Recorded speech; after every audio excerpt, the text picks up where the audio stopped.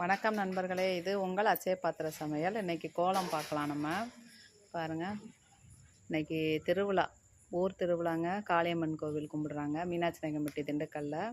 அதுக்காக நம்ம வீட்டில் கோலம் போட்டிருக்கோம். எவ்வளோ அழகாக போட்டிருக்காங்க பாருங்கள்.